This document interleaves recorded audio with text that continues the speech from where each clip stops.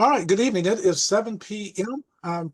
We're going to go ahead and get started with tonight's Inclusive Wellness Initiative, IWI team meeting. We like to say thank you to everyone who is on tonight and those who will be joining. We have a special presentation that you'll be hearing from later that I think is really relevant. I think we've been around this topic the last three or four meetings. It's come up, so now I think we have a little bit more extensive presentation to get more information to you. But good to see everyone who's on. We see here's our agenda, pretty standard agenda again. We'll have opening prayer. We'll have introduction of new attendees. That will include, our hub, acknowledging our hub leaders who are on, and any new individuals who have joined us tonight. Give any hub updates if you have anything to share, any upcoming events or anything around your hub. Health services is probably give us a brief update, primarily maybe around blood pressure screening or other items that are going on. And then we'll have our special presentation and then some Q&A connected with that. So that will be our agenda. Having said that, if we could get someone to open us up with prayer, then we'll go ahead and have Finesse do the facilitation of our attendees. So if someone could open us up with prayer, we'll move and Finesse will take it from there. Heavenly Father, as we gather tonight in this Zoom meeting, we pray that you will be one in our midst. Help us to make decisions that will be pleasing unto you. Help us, Father, to be able to discuss the matters at hand in a reasonable way and be willing to give up having our own way. God, let this meeting be productive and help us to keep you at the forefront of our minds as we do the work set before us. In Jesus' name, amen.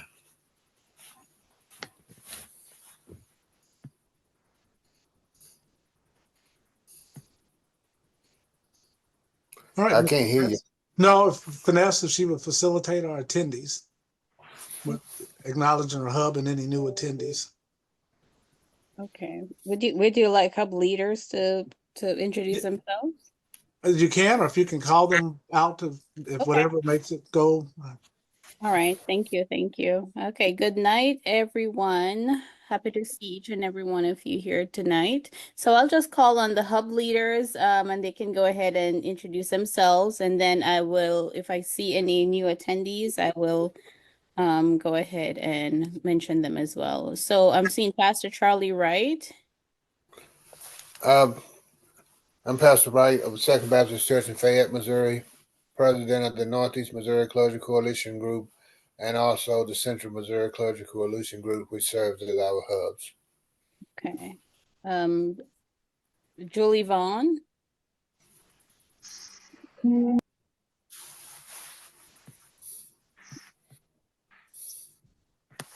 Pastor Minner. Good evening, everyone. It's Pastor Darrell Minner from Pilgrim's Rest Missionary Baptist Church in Milburn, Missouri. We are a hub member. God bless you. Thank you. And I'm seeing Pastor Carl.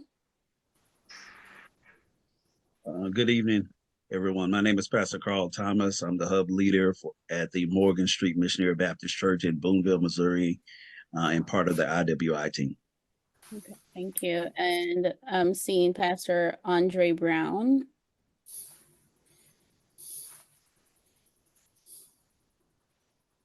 Are you able to unmute, Pastor?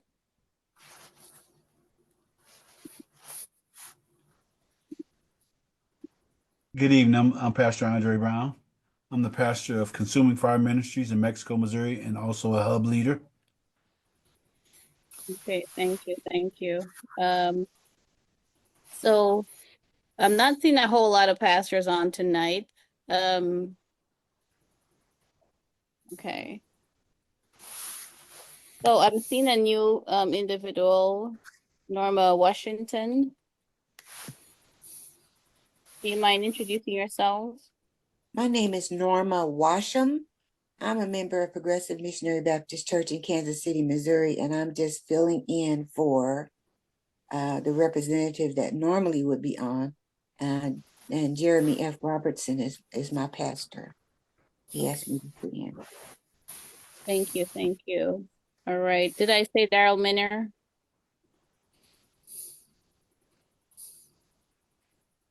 Yes, you did. Oh my goodness. Thank you. It's that type of night. I'm sorry. Okay. I'm really not seeing the other hub members. I'm seeing a Swift. Good evening. This is Sister Adriana Swift from Second Missionary Baptist Church of Grandview, Missouri. I am filling in for B. Gridine this evening. Thank you. Welcome, welcome, welcome. All right. Okay. I think that's all the hub leaders that I'm seeing on my end. And I'm seeing from Jefferson County, Miss Denise. Good evening. I am here with Mount Olive Baptist Church, where Reverend Rathaniel is my pastor in Crystal City, Missouri. Thank you, thank you. And from Mount Olive, I'm seeing Deborah Walker. Mount Sinai. Oh my goodness, it's really at night. All right, Kansas City, Missouri. That's fine. Dr. Alfred White is the pastor there. He is the leader. I'm coordinator. Okay. Thank you, thank you, thank you. Seeing a B, Nadine. Can you This is a You Go ahead. muted. You muted yourself. Miss B. Are you able to speak?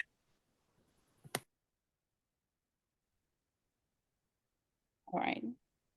Is there any new representative that I'm missing tonight? I'm sorry, this is B. Gridiron. I was trying to come off of mute. How are you all this evening? We're Fine, doing thank good. you for coming. Wonderful. Well, thank you for the opportunity to be on the call and to learn more, about Alzheimer's. But I'm also excited to get reconnected with the organization. So, Okay. Great. Thank you, thank you. Okay, so that's all the hub leaders that I'm seeing on my end. But I just want to welcome, and before I move on, is there any new members that I'm missing? Okay, all right, thank you. So I just want to welcome everyone on the platform tonight. And if there is nothing else right now or anyone that would like to introduce themselves, I could go ahead and introduce our speaker for the interest of. Let us do the hub updates. We're going to do hub updates right quick. If anyone's got any update to share, anything going on at their hub, past or planned here in the near future, we'll give them to share. Good evening, everyone. Again, this past Sunday, I had the opportunity to connect with Second Missionary Baptist Church of Lexington, Missouri, and they will be becoming a more active member of my hub. Their pastor is Reverend Everett Hannon, and their health minister is Sister Sandra Jordan, I think. So I sent them an invite, but they will be joining us shortly. Great. Anyone else for the updates? Yes, I'm Pastor Andre Brown, and we'll be doing a food distribution on Tuesday, the 13th, here in Mexico. We'll also be traveling to Chicago to meet a possible hub leader at some point where we're crossing over in Illinois on the 23rd of this month. Right. Yeah, looking forward to that trip. Great. Thank you. Any other hub updates? And I'm gonna go back and introduce a couple of people. Any additional hub updates? Yes. Oh, go ahead. Oh, I think it's two people. Hi, my name is Corinne, and I am with Timmons Temple in Huntsville. I just wanted to update that we did a blood pressure screening this weekend on Sunday, and we got 20 blood pressures in our church. Pretty much everyone who attended church participated, even the children. And we have a LSCA food drive coming up soon here on the 15th that will be done also in Huntsville at Timmons Temple. Great. Thank you. I think Pastor Minner, would you share something, sir? Yes, please. Very briefly, we did have what we call a grassroots revival on Fridays, past Friday, Saturday, Sunday, and Monday. There's a group that organizes these grassroots tent revivals, and they asked to come to the Lilburn community with it. It was originally scheduled to be at a park, but due to weather and some other circumstances, it ended up being at our church. It was a wonderful time in the Lord where we had probably 50-50 with blacks and whites there. The worship teams that came and visited us did an amazing job. On that Saturday, we did have a food drive where we serviced about 200 families. And on this Thursday, we'll be having a suicide prevention workshop, as well as taking blood pressure screenings on this Thursday. Thank you. Great, good stuff. Thank you, sir. Anyone else? The Northeast Missouri Clergy Coalition Group, we will have Narcan training for our churches and communities on May 12th from 6 to 8 p.m. and also in June 2nd for the Central Missouri Clergy Coalition Group in Fayette from 6 to 8 p.m. on June 2nd. Great, thank you, thank you. Anyone else for the update? Okay, going back. Oh, go ahead. Excuse me, I just have a reminder that we have CERP training on next Saturday, May 17th at Mount Sinai Baptist Church, and we will be serving breakfast and lunch. Just kind of need to know how many will be there. That's all. Just the CERP training that Sister Stephanie Moss is going to be conducting will be at Mount Sinai Baptist Church on May 17th. Great. I'm sorry, because I'm traveling. Oh, no, thank you. Perfect segue. I saw Stephanie on. She said earlier she would maybe be able to join briefly. Anything, Stephanie, you'd like to share in the promoting the upcoming CERP training?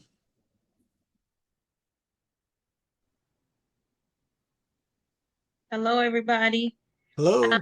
Hello. For sharing that information, I signed in and then I had to get back off, but I don't think I have anything additionally, other than I think we'll have a little bit different format, some requests to have a PowerPoint presentation as well as more detailed outline documents that tangible that folks can take away with them. So we'll do that.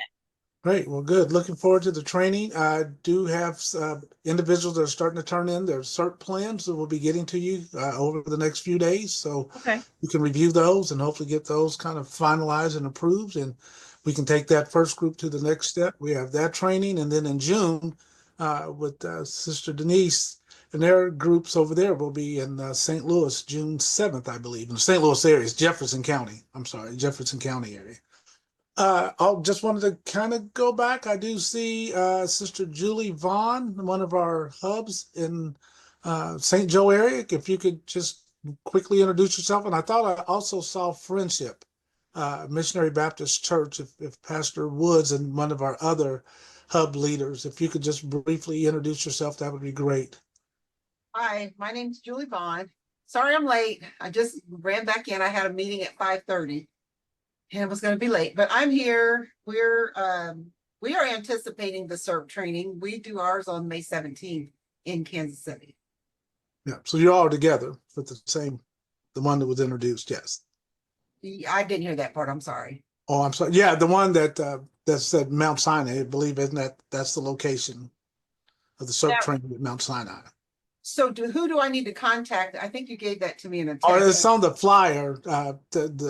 I think those registrations are going to Pastor Woods, if I'm correct. I think that's how yeah. Okay. And thank you for that tip of going to the University of Missouri Extension. Mm-hmm.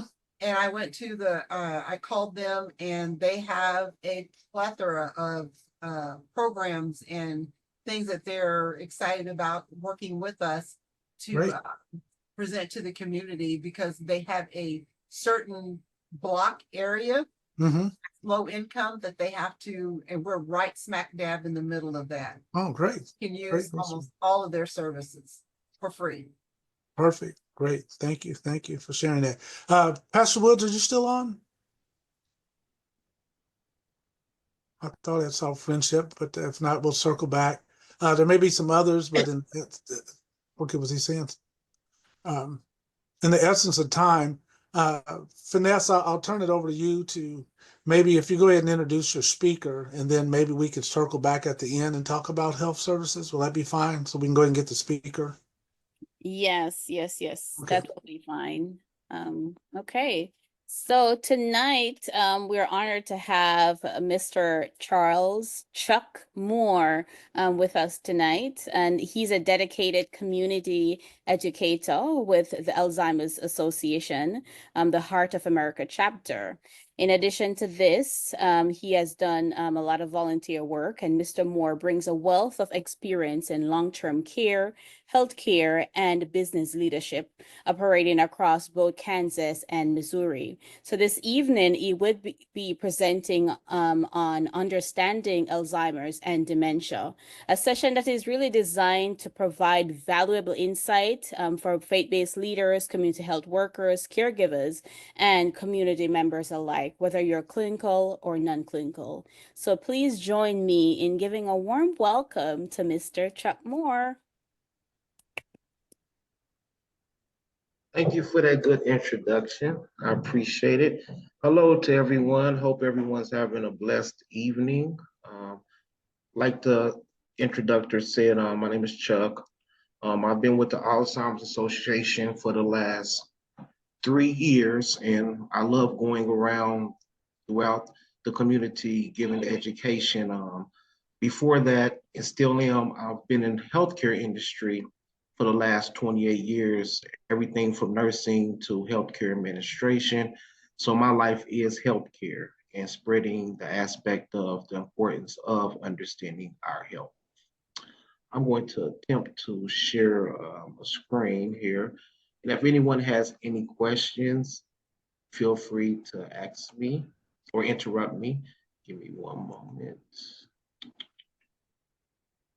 Oh, where is it?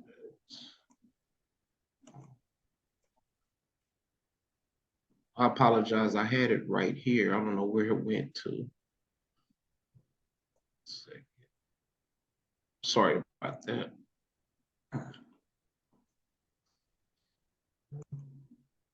You're fine. Well, Mr. Moore is looking for that. I just want to remind everyone, I think, oh, he's got it. Sister Julie, I think, was the first one who mentioned this, and then Pastor Menard, if you remember when we had Robert Ferguson, he talked about this, and so this should bring even more light. So he looked like he's ready. So just wanted to fill in some time for a second for him.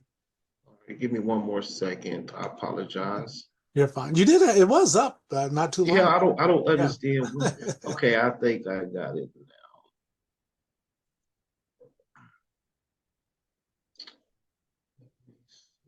Does everyone see that? I don't think you do. Yes, sir. You see it? Yes, sir. Okay. Yes. Okay. Good. All right, this is basically the 2025 Alzheimer's disease facts and figures. A lot of individuals really, when they hear the word Alzheimer's or dementia, it puts a lot of people at fear. My goal as an educator is to make it, to take away the stigma, to let everyone know it is hope and it is plenty of support. For instance, with the Alzheimer's Association, we have 24-hour support that is totally free. It's no cost. We also have plenty of education, whether in person or via Zoom, that is all throughout the state of Missouri, the state of Kansas, and the whole United States of America, as well planet Earth. I think we're in every country, or we have the accessibility for everyone all over the world to be a part of the Alzheimer's Association at no cost. This form, it basically goes over some facts and figures, and I'm going to just do a quick run through of it. Over right now in the year 2025, it's over 7 million Americans that are living with Alzheimer's disease. 1 in 3 adult members die with Alzheimer's or another form of dementia. It kills more individuals. Well, I don't like the word kill. It takes the life of more individuals than breast cancer and prostate cancer combined.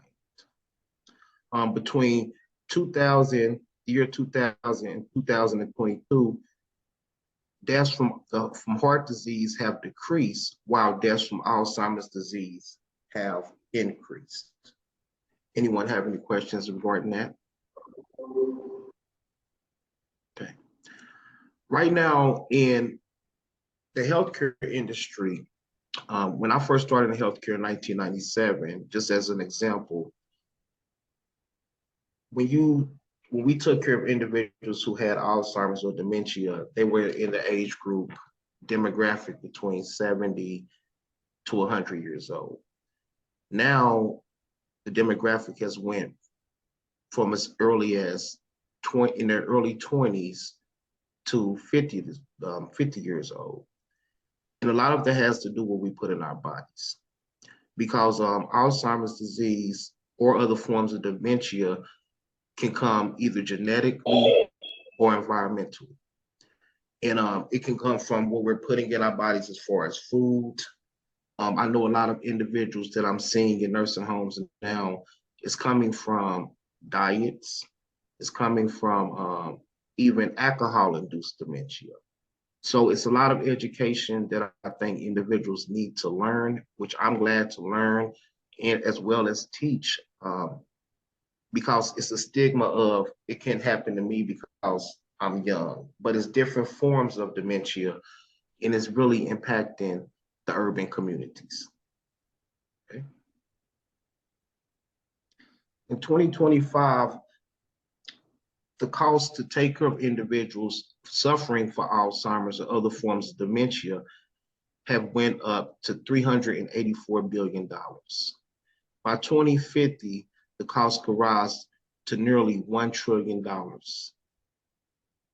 The lifetime risk for individuals to get Alzheimer's begins at the age of 45, and that's a 1 in 5 chance for women and 1 in 10 chance for men.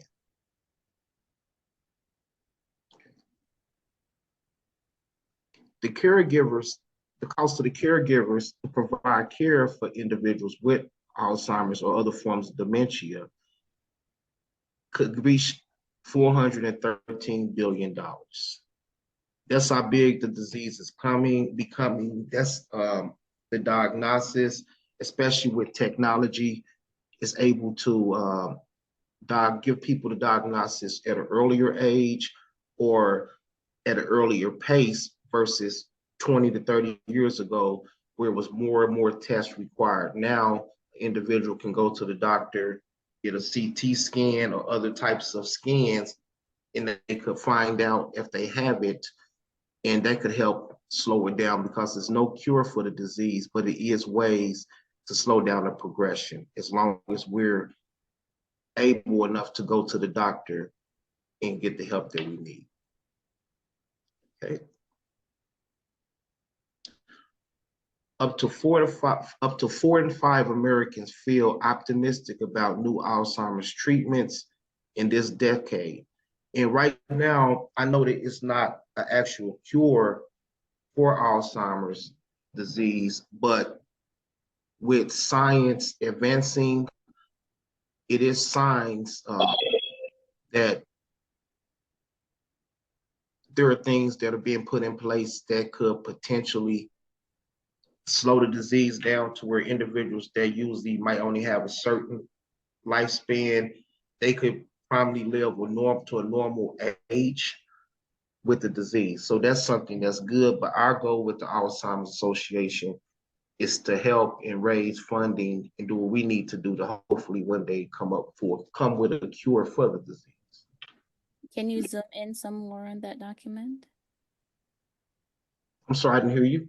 Do you mind zooming in to the document a little bit more? Zooming in, okay, give me one moment. Yeah, thank you. How's that? We need some more. That's fine, thank you. That's fine, okay.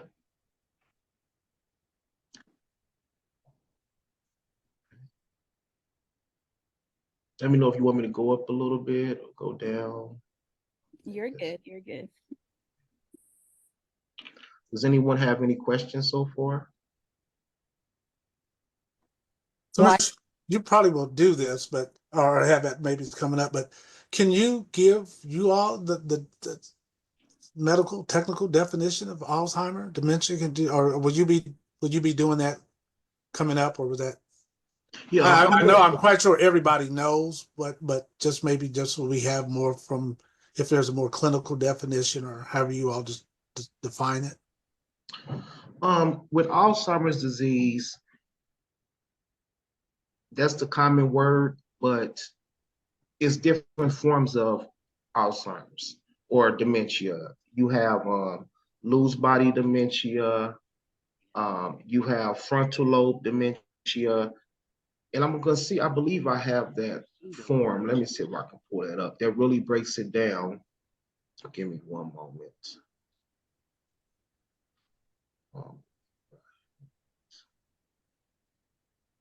I'm sorry, I had all this prepared. I don't know what happened to it. All right.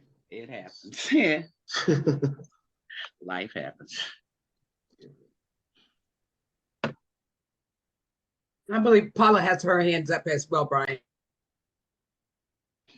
Go ahead. Do you want to go ahead and ask the question? Yes, I just wonder when he gave the statistics, do they know why there tends to be a higher percentage in women as opposed to men? Because he said one in every 5 women, but in men it's 1 in every 10.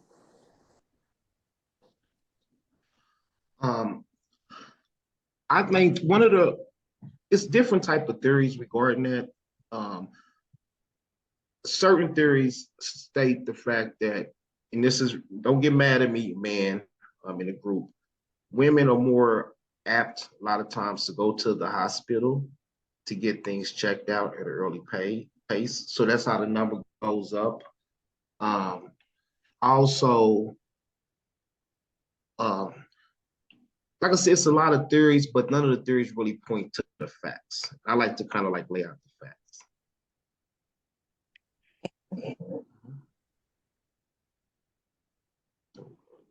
Guess what? Sir, is there any particular reason a person would be tested? At what point do you test someone?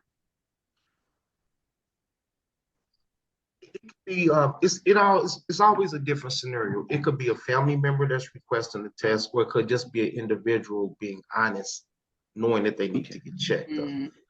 Because I'm sorry, go ahead. No, go ahead. I'm listening. Because in a lot of situations, just like anyone, any of us, if we all have a stigma or fear of going to the doctor. Yeah.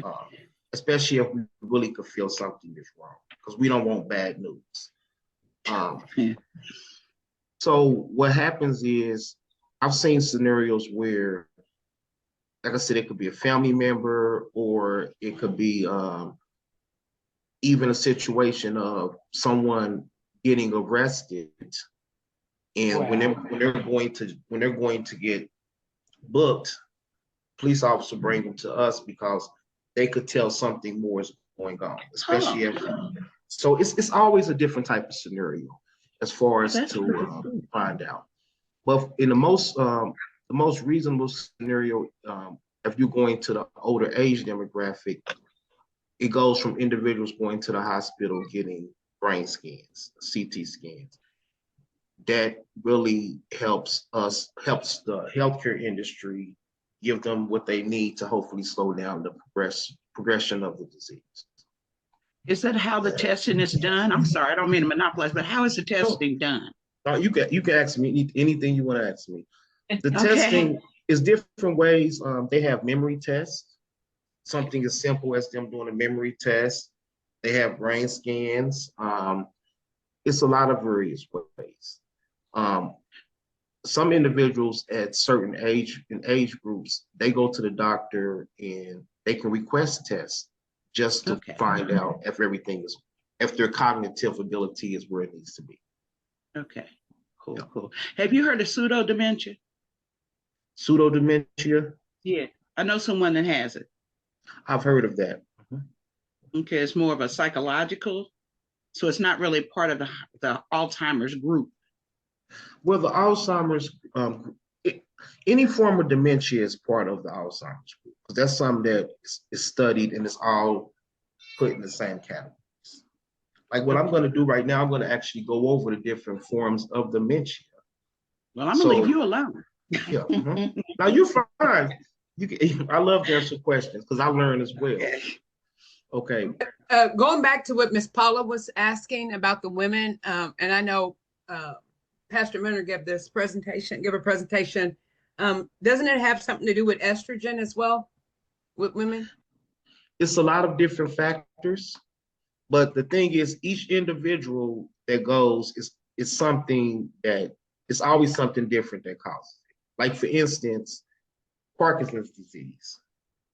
That's one of the things that break down your brain. And that's why earlier I kind of touched the bases on the demographics changing from older age to even younger ages, because anything that can affect your brain can cause a disease, a different form of dementia. Like I said, alcohol-induced dementia.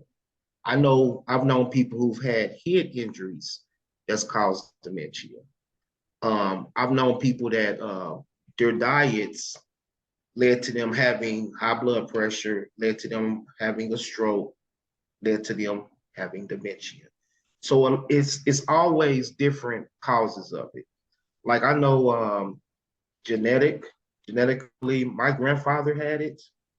He passed away years ago, but so far, no one else in my family has had the disease. But that kind of woke us all up to kind of take better care of ourselves.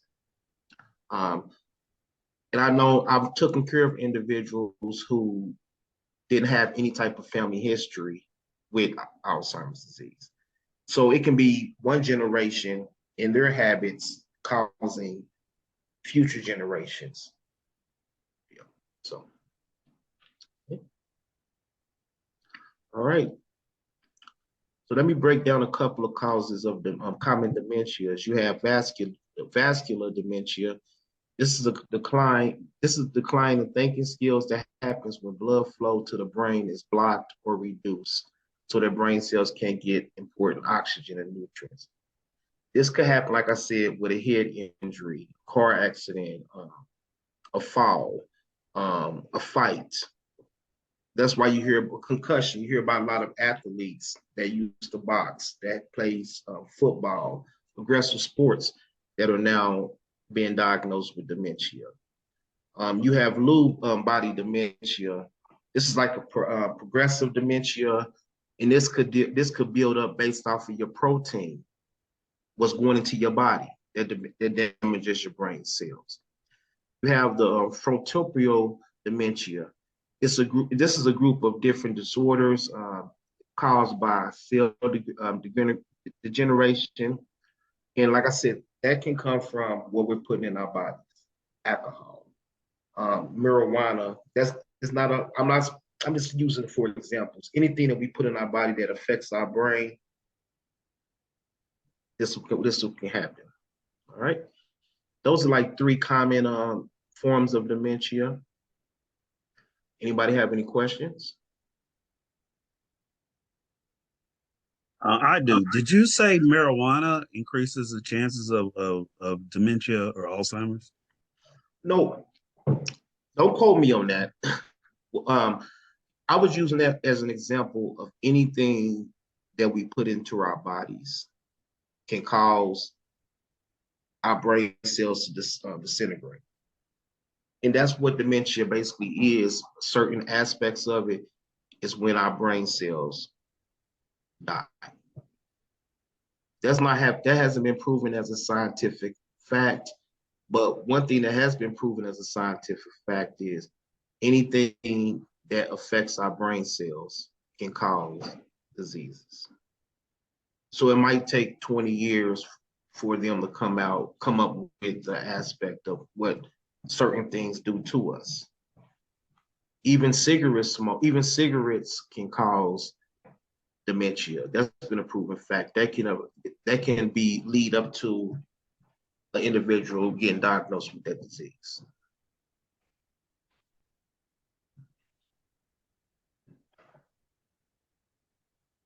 Any other questions regarding that? Hello? Can y'all hear me? Yes, yes, we're hearing you. But like I said, it's a lot of different things that we are learning that we didn't even know 10 years ago or 5 years ago that can cause dementia. So unfortunately, with the technology, education, science advancing, that's the good thing, but also it can be bad as well because we're learning different ways that we didn't know in the past that can cause it.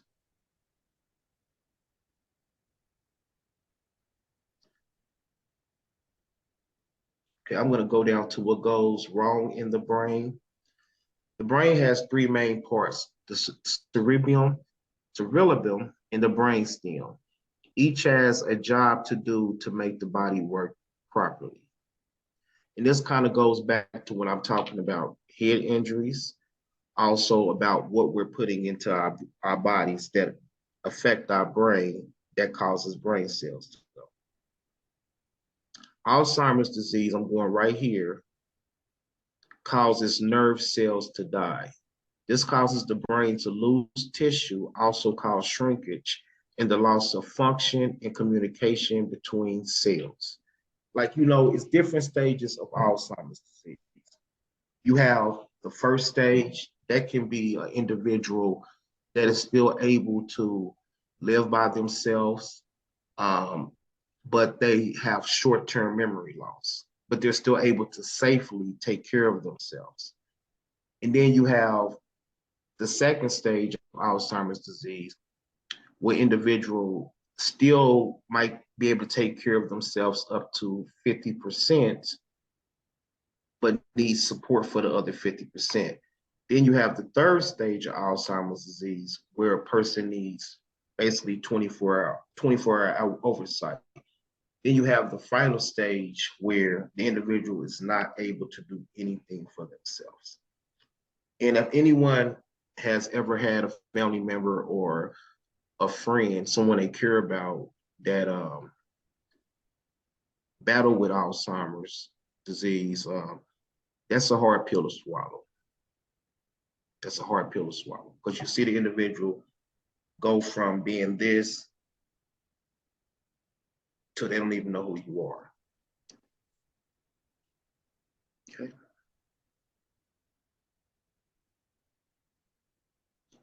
Go down a little bit to the risk factors.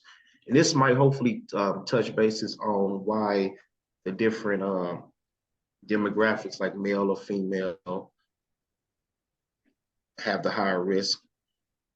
Scientists know that the nerve cell failure is a part of Alzheimer's disease, but they don't yet know why this happens. However, there are identified certain risk factors that increase the likelihood of developing Alzheimer's disease. It goes down to age, it starts off with age. Basically, what it's saying after the age of 65, it's a common knowledge that a person's risk of developing disease doubles every 5 years. Then when you go to 85 or older, it's a 33% chance of individuals developing Alzheimer's disease. Okay. Another big risk factor is what we talked about earlier is family history.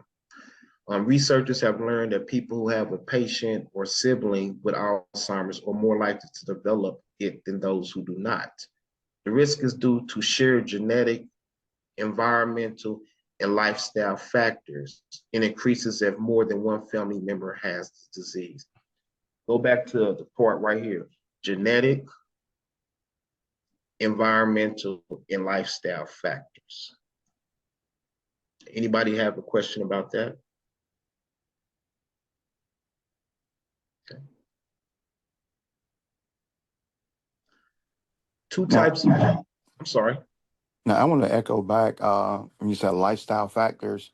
I have not been a connoisseur, but those who have been extreme connoisseurs of marijuana, even before it became legalized, it's like they have medicinal, there's street, but memory loss has always been, memory loss and munchies has always been two side effects that I've known to be associated. And whether it's cigarette smoke or marijuana smoke, anytime you inhale smoke, it's going to constrict your blood vessels. And most of the time, it's constrict the blood vessels that's flowing to the brain.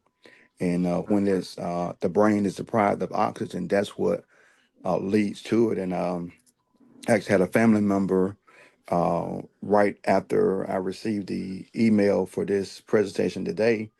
They had received something from their doctor to look up vascular dementia because they had someone close to them was starting to forget things and not be their normal cells and clicking and flowing. And one of the things that was part of their lifestyle was a long lifestyle of smoking cigarettes. And their physical activity had slowed down a whole lot, but they didn't cut back on their cigarette consumption. Yeah, I've seen that a lot too. But they really have not pinpointed marijuana. That's something that they have not actually came out and stated. It's just kind of like you talked about any type of smoke that you're inhaling or that's coming back into your pores that can cause it.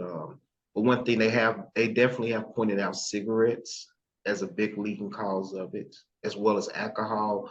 I feel like in probably next 10 years or even less, marijuana will enter the equation as far as that.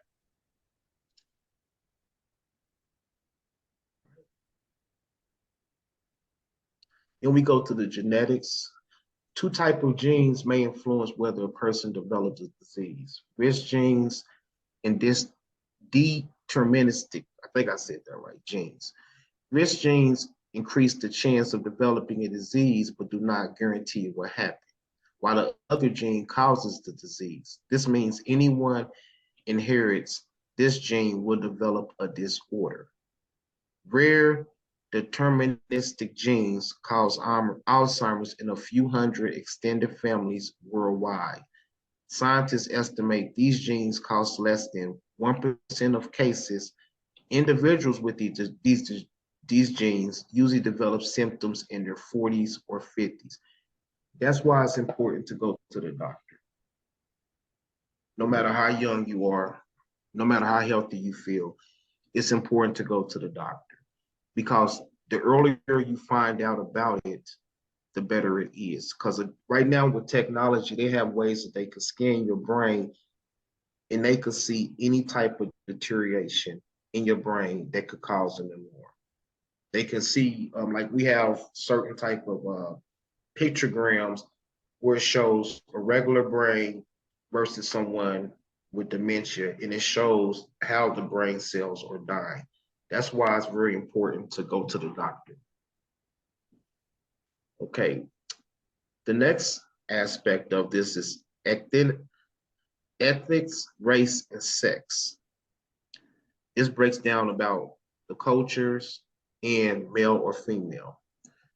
Research shows that Hispanic and Black older adults are more likely than white older adults to have Alzheimer's or another form of dementia. Does anybody have a question about that? Okay. I'm going to give you some scientific facts or proven facts that breaks this down. The reason why Hispanic communities and Black communities develop it, a lot of it has to do with environmental. The environmental is food deserts, to where it's not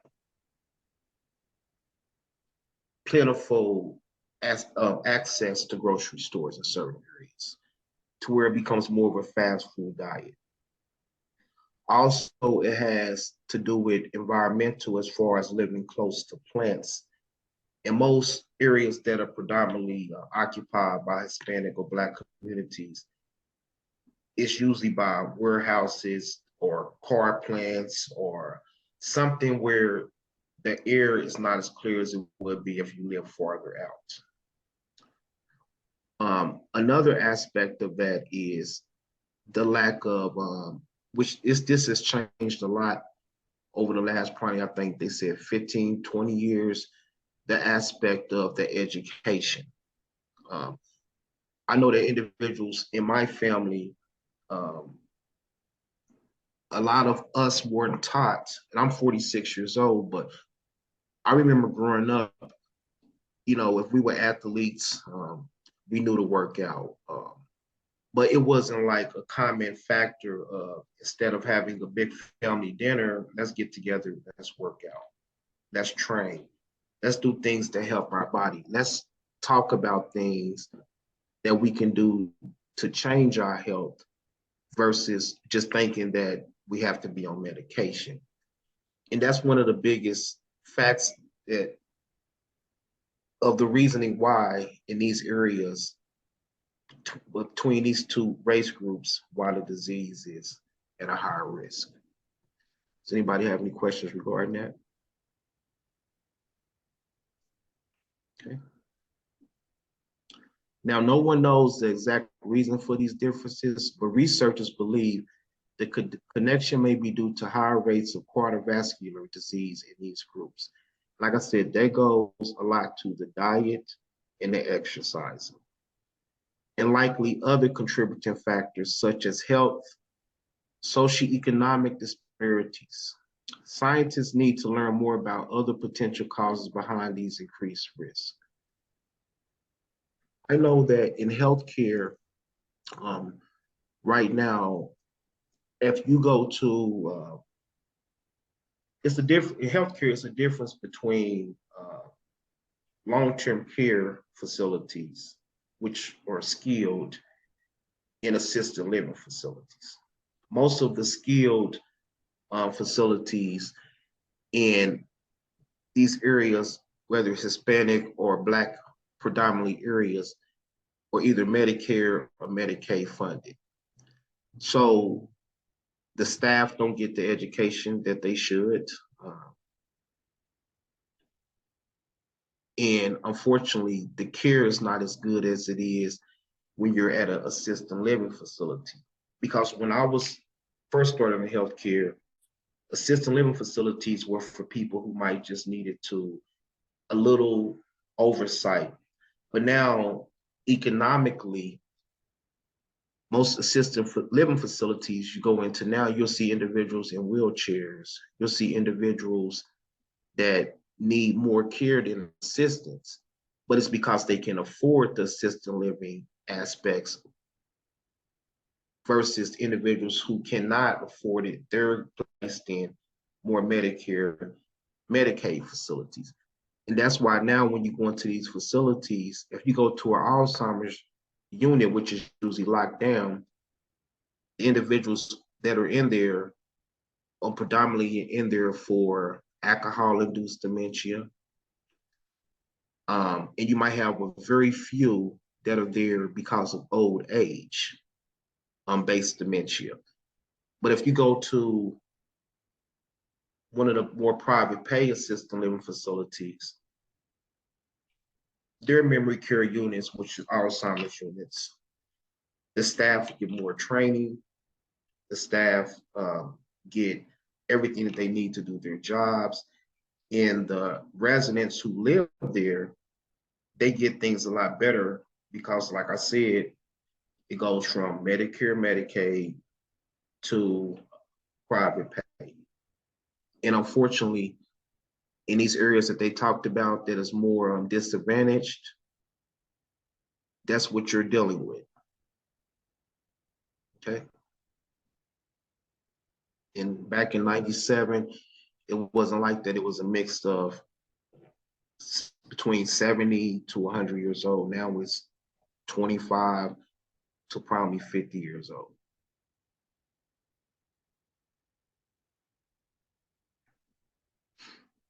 Okay, this goes to answer the question for the young lady who asked me about women. Women live longer than men, making them more likely to develop Alzheimer's disease. So basically what that means is most of the time when a higher rate amongst women having the disease, it goes more into the later stages, 70, 80 years old, versus some men that are more men are developing it at an early age, and women are developing it more because they're living long. Okay. Now this breaks down how can you lower the risk of cognitive decline, which is basically Alzheimer's and dementia. Age, family history, and genetics are all risk factors that we can't change. However, research is starting to show there are lifestyle habits that may help keep your brain healthy and lower your risk of cognitive decline. Underlining alcohol consumption is one of the biggest things that I know for a fact that is helping individuals from my age group keep their cognitive level at this stage versus it going down to this stage. Also, diet aspect. So, like I said, there's no cure for the disease, but just making simple lifestyle changes can help hopefully never get the disease. Science also tells us there is a strong connection between brain health and heart health. The risk of developing Alzheimer's or vascular dementia appears to be increased by many conditions that damage the heart and blood vessels. These include high blood pressure, diabetes, stroke, and obesity.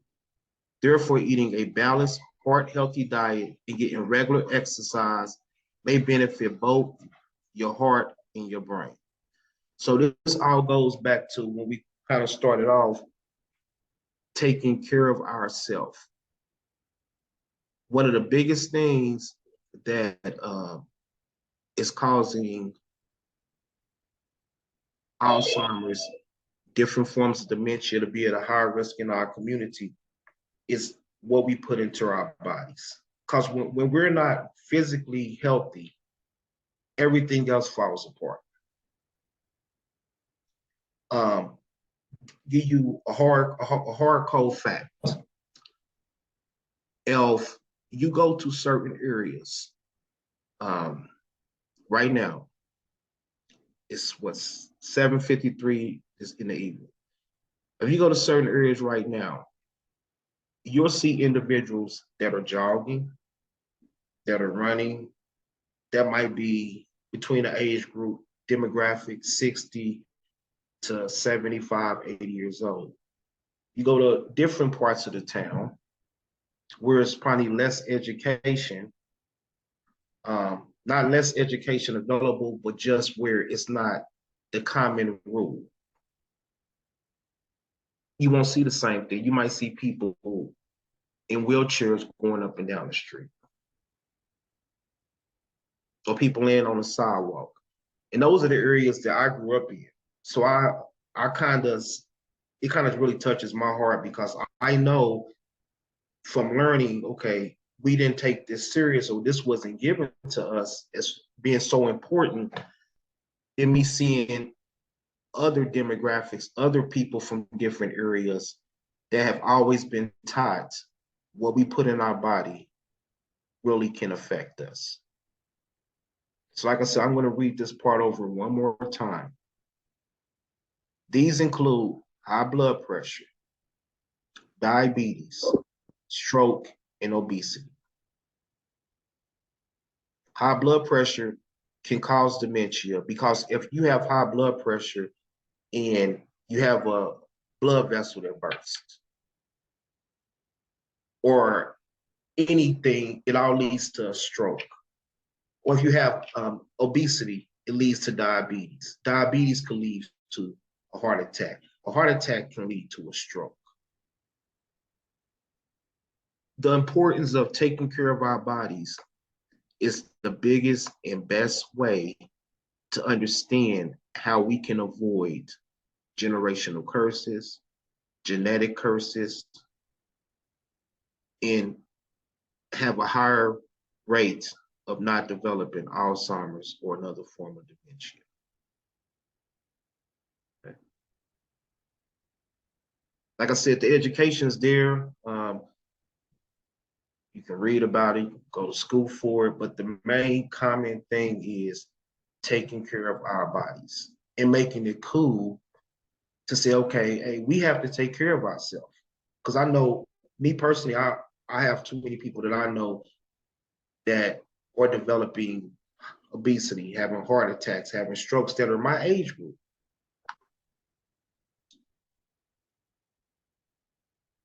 So that's the biggest part of the education, is taking care of yourself and spreading that throughout your community. A lot of you on here, I heard you talk about different churches. Spread it in your church. I come to your church and talk to everyone in person about it. That's how serious I am about it, especially in the community I'm from. The education aspect is taking care of ourselves.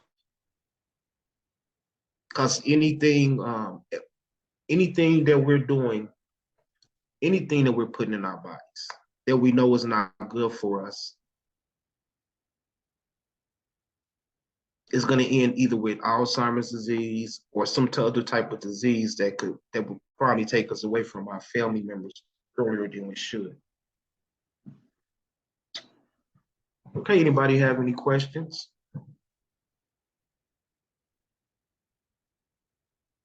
Sir, I don't have a question, but I got a, well, it could be. A family, I know a family who they tend to live to be in their hundreds, 90s and 100s.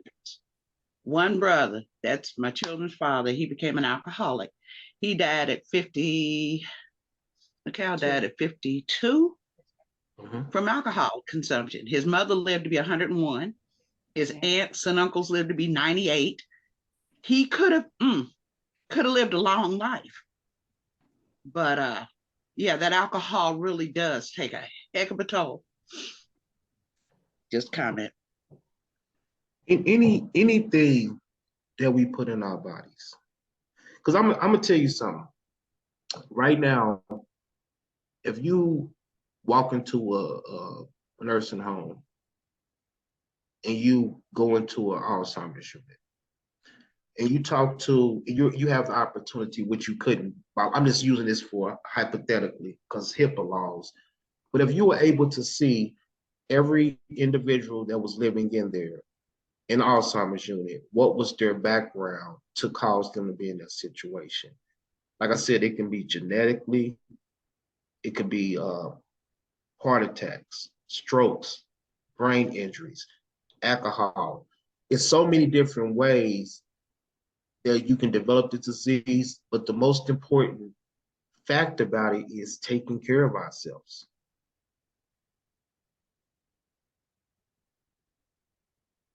Because even if oh, go ahead. No, I was going to say it's getting close to the top of the hour.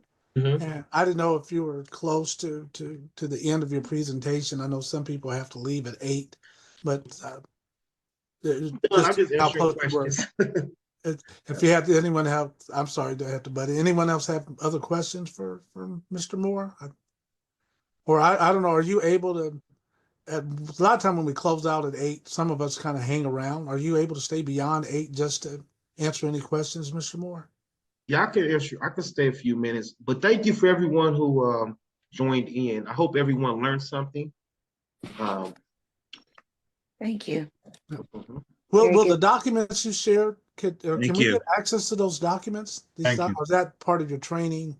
What I'm going to do is the person who I've been emailing, I can email her. Okay. And that way she can send, I can email her any type of information she needs. Okay. And I could, so that way you all can have it. But I hope this helps someone this evening. And I hope that I like to talk to where everyone can understand it. So everyone feel comfortable asking the questions that they need answered. Right.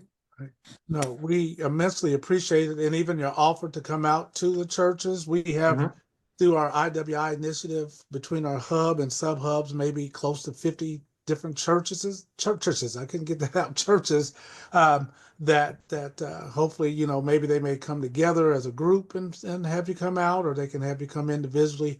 But we appreciate you making that offer, saying that you would come out. So thank you once again. Like I said, if you can hang around, people generally stay beyond 8 o'clock if they got questions, but we do want to respect the time this evening.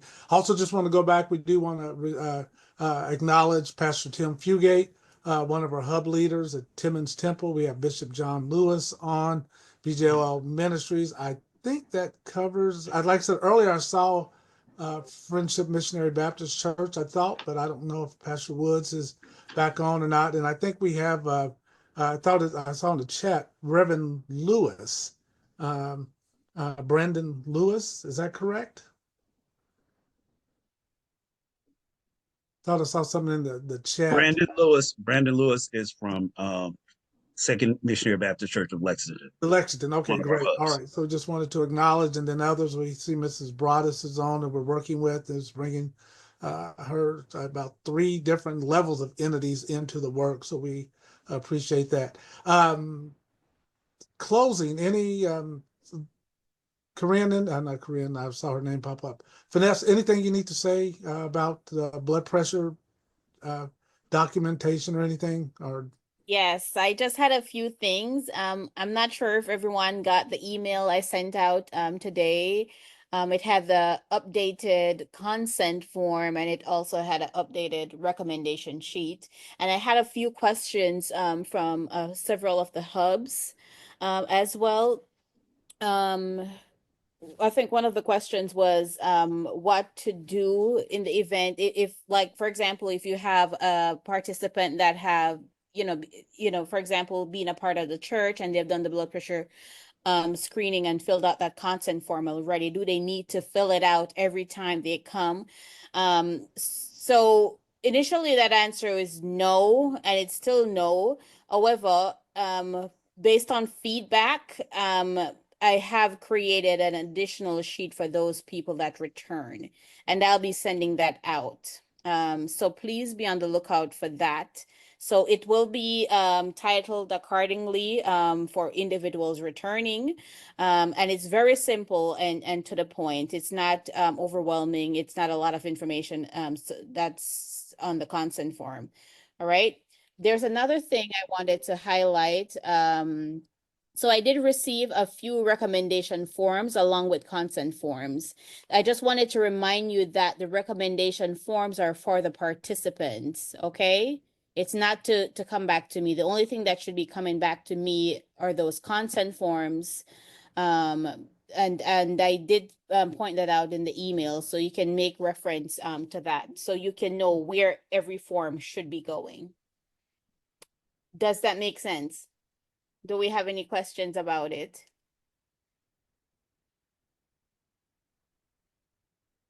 Is anyone here? no, I think they hear it. I think you explained it pretty well in the email. Okay. Primarily, the only thing that comes back to you is a consent form. So Yes. yeah, okay. Anything else around that? No, not right now.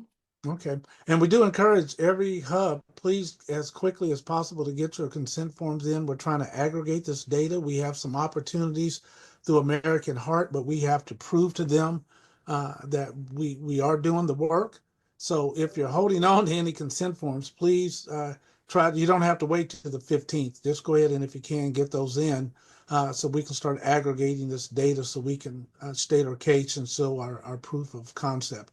Next week's meeting will be work group opportunities. We shared work groups the last time, and so you'll be working in breakout rooms, which are work groups, and working around a topic and bringing back your expertise in the particular work group that you'll be working in. So looking forward, do welcome all new participants. If you'd like to come back, we could place you in a work group, and we value your expertise and opinions as well. So having said that, I think we'll have closing prayer. For those of us, we'll kind of wait around, and if there's anyone who has any additional questions, once again, thank you so very much, Mr. Moore. I appreciated your presentation, and he did say he would hang around a little bit. So if you have any things you'd like to ask of Mr. Moore, please do stay around. So if someone could close us out with prayer, we'll be finished this evening, and thank you all very much.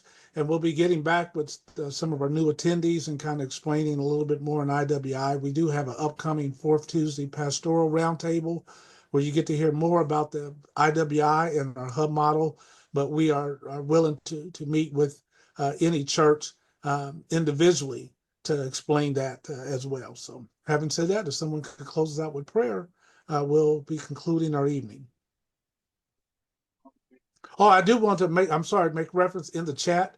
I think Lorna did post, I think from Sister Warren, there's looks like an upcoming mental health event next week. And so that is in the chat. So hopefully you were able to download that flyer. And if I believe it's in the Kansas City area, hopefully you could take advantage of that Voices of Power. I think it's a mental health awareness and event as well. So sorry about that, but if someone could close us out with prayer, we'll be finished. Lord, we do thank you for our gathering tonight, Lord, and for the information that we received. We pray that everyone would take that information, Lord, and use it. Lord, we just give you the praise and we give you the glory. We thank you for each and every one that was able to be on the meeting tonight. Bless them as only you can and keep us until we meet again. It's our prayer. In Jesus' name, amen. Amen. Thank you, everyone. Amen. Have a great evening. We'll kind of wait around if there's any questions for Mr. Moore that you didn't give an opportunity to ask during the presentation. Ms. Valencia. I do have a question. Yes. Yes, ma'am. So, Mr. Moore, when you I appreciate your presentation, and I and some other groups that I work with, we do a lot of companion care and working a lot with persons in the private pay facilities, but then also we purposefully work a lot for training purposes in the Medicare, Medicaid facilities. And what we have found in working with the Alzheimer's, Association, I'm in Kansas City, Missouri, and I've worked, with some of the people here. And what we have found through learning is that there are, in all the facilities, we've been kind of taught a little bit about ways to, not just on the prevention side, but even helping people to like slow it down through, dancing and music and talking. And so in a lot of the adult daycare settings, they do a lot of that type of stuff. So we've been trying to, when we go to the non-private facilities, we try to do that companion care type stuff, non-clinical, but where we're really playing cards with them, talking, reading, doing the pictures, doing a lot of things before they get into the deep set, dementia, Alzheimer's, to try to slow it down. And we find that that works, a little bit. The reason I'm mentioning that is because we're also now, through a lot of our community health workers, trying to see if we're doing more of that in their communities, like, getting together, eating together, talking together, having more fun and less isolation. Could that also be a way in our communities, in addition to, like you said, food and exercise, but just that socialization piece can give more activity to the brain, is what we're finding, in addition to, like you said, food and nutrition too. What do you think about that? What you're saying is absolutely correct. Isolation is bad for everybody. And I think that when we come together and we do more activities, if it's talking, if it's learning, if it's exercising, if it's having fun, whatever, all of that stuff does something for our brain. Because one of the main things, which I'm sure you notice because you're working in these facilities, one of the things that help individuals out the most is being engaged. Like in most nursing homes, one of the main things they're telling they have activities for them. Keep them engaged. Even if they're not high functioning, keep them engaged. Don't just let them sit in front of a TV, play cards with them, play music. The more we use our brains, the more it helps us. Crossword puzzles, anything that we do that challenges our brains, it helps us with the disease and hopefully not encountering the disease. You get what I'm trying to say. Developing the disease ourselves. Which gives me a follow-up really quick regarding young people. I've seen a couple of research articles that have come out in the past couple of months that are saying younger people because they're more isolated, even though they do the video games and stuff. Younger people, like that age, we're talking about teens to 35, are getting this dementia because they're just not, they're isolated, not engaged. And is that really dementia, or is that something else you think? Because it's been an interesting reading. We're like, that's pretty interesting. I think in that age group, isolation can cause depression. And one thing that I forgot to mention, do you know what Alzheimer's disease falls under? It falls under behavioral health. So all of it's mental health. Like I heard, I believe his name is Brian, he talked about mental health. All of that, if you look at the chart, all of that is a form of mental health. Alzheimer's disease, all of that falls under the same thing. So anytime that we're isolated and we're not challenging ourselves, meaning having conversations with someone, how do we grow? How do we use our brain? So isolation causes depression.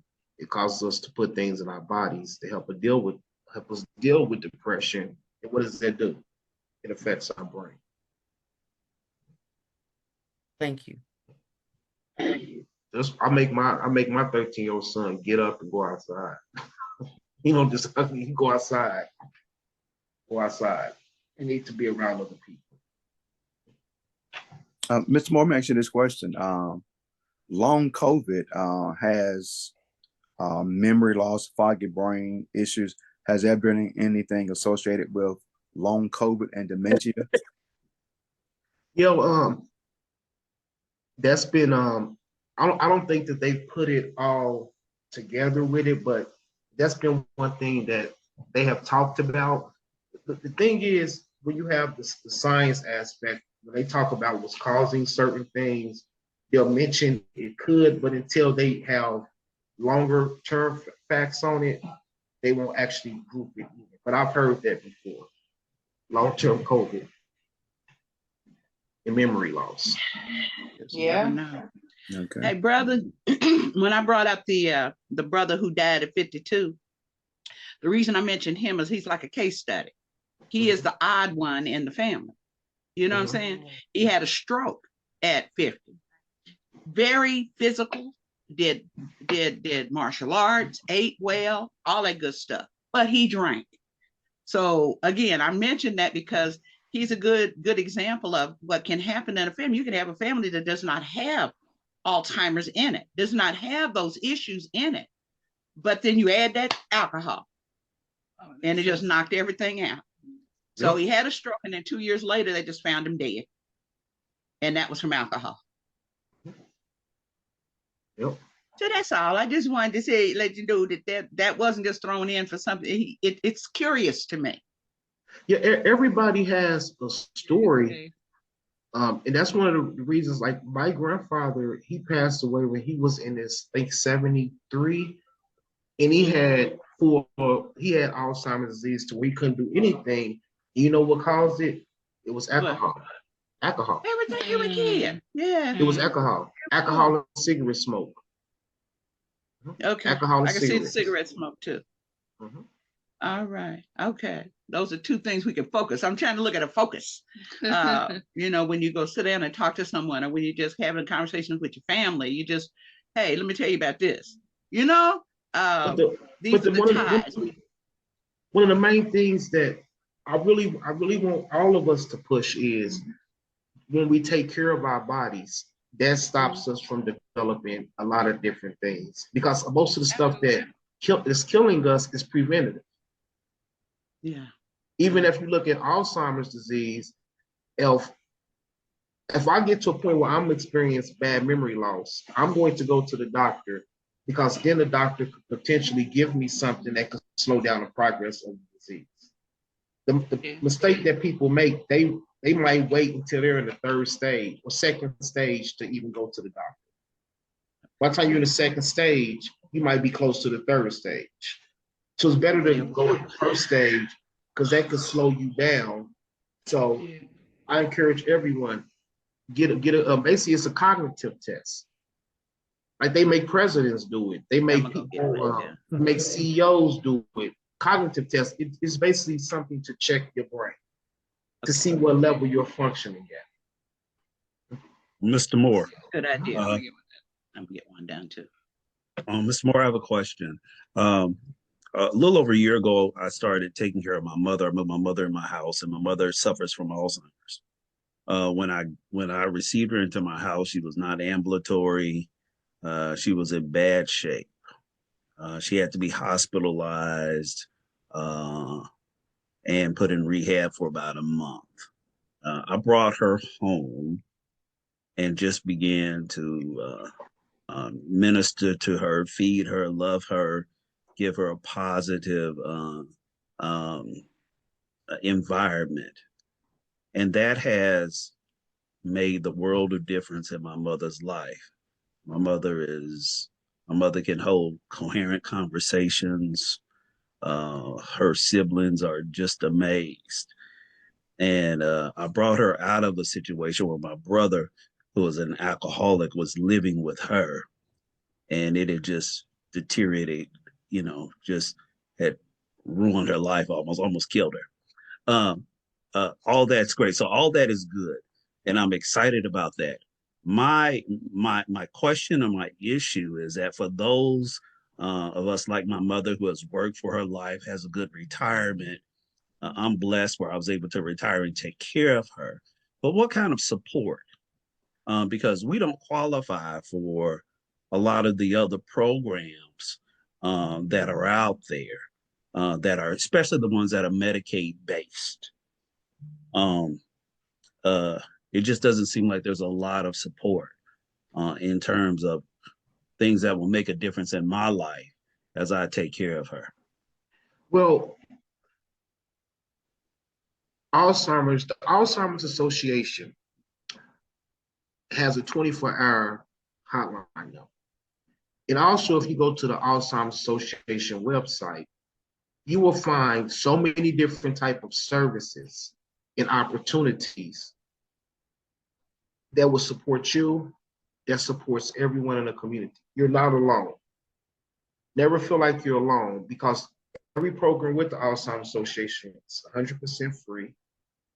And even if we do not offer that service, we can connect you with someone else that does. A lot of people don't know that the Alzheimer's Association also has a grant that they give to family members that are taking care of their loved ones. They don't realize that, say for instance, they have a term in healthcare that they call sundown. That means that after the sun goes down, someone with dementia might develop more confusion. Taking care of your mother, for instance, you can call the Alzheimer's Association. They will give you support. They will walk you through. They will encourage you. They will talk to you. And they can help you find a pathway to get even more support that we don't offer. All you gotta do is look up Alzheimer's Association. Matter of fact, Thank you. I have made contact, Mr. Moore. Alzheimer's.org. Yes, and I have gotten, they just gave me a ring system, so I'm able to monitor my mother when I'm gone, and some mobility assist things like in the bathroom. So I'm very appreciative of that. But, thank you. And I might have to log off, but I appreciate you, and I will look that information up. Alzheimer's.org. Pastor Thomas, I want to share a thought, and Mr. Moore, you please chime in here. One of the things that I help myself with my aunt, and there in Boonville and others with Alzheimer's and around the state, is the Alzheimer's Association. They also have really great support groups where I've helped friends in St. Louis to connect with a support group, kind of like they meet weekly, talk to each other, talk each other through things, and find ways that way too to help each other to get through stuff and find other resources. So I know for sure that Mr. Moore, I mean, he didn't mention that. That's why I wanted to make sure I'm saying there's support groups that they meet and, different places, have coffee and help each other, They also through have them on Zoom too. some tough times. You can watch them on Zoom like you did Wanted to make tonight. sure I share that. It's always a support group every week, probably every other day, that you can watch from the comfort of your home, even with your mother or your other family members that need education. They have that, or you can watch it, or you can go to it in person. Yes, But for the encouragement and the coffee it's support. Important. It's always support that's there. I want everyone to take this away, and I'm about to log off myself. It's support out here. It's support out here. Remember, when we take care of our bodies, what happens? We think clear. Okay? But it's support groups out here. Look up Alzheimer's, alz.org. You'll see so much information that'll blow your mind. You're not alone. It's support groups every day, virtually or in person, all over the state of Missouri and Kansas. So you do have the support here. It's a 24-hour hotline. And I sent a link to the chat, Pastor Carl. It'll take you to Alzheimer's website, and you'll see information about the support groups as well as the caregiver program as well. Okay, thank you so much. Yes, Right, and you I got to log off. Thank you, Mr. Moore. Nice meeting everyone. I hope somebody learned something. I learned something from you all. Yes. Thank you. We'll be back in contact. Thank you very much. Thank you. Thank you so much. Thank you, everyone. Appreciate you. Pastor Have a blessed Carl. evening. Oh, did he leave? Oh my gosh. Oh, Mr. Williams, don't leave. He knew I was gonna call him. He knew it. Oh my gosh. I guess we'll talk tomorrow, Miss Valencia. Oh my goodness. That is great. We're really excited. I just wanted to share. And so just so you'll know what we want to do for that Monday. And I didn't want to mention it because I wasn't sure, kind of what to mention or whatever here about, that graduation thing, but we're real excited about that. And so the students are really, really excited. Anyway, but kind of how to list you all because we're inviting the community. So we'll talk a little bit more about. Did you mention to them that I'll be coming down? Yes. Oh boy. They're excited. That's my point. They're so excited. Oh, I was really gonna tell you that I was gonna send Mr. Williams down, but oh my gosh, since you told him already, I will definitely make every effort. Because you're their teacher, so they want to see him because they don't know him. Okay. I mean, which him kind of course is correct, but they know you, and so. But if you can, but if it doesn't, then we'll Zoom you in or something. You know what I mean? Because I get it. It's whatever is really good for you. Okay, yes. So I'm gonna talk to him about it because they'll be funding that trip. So I'm gonna talk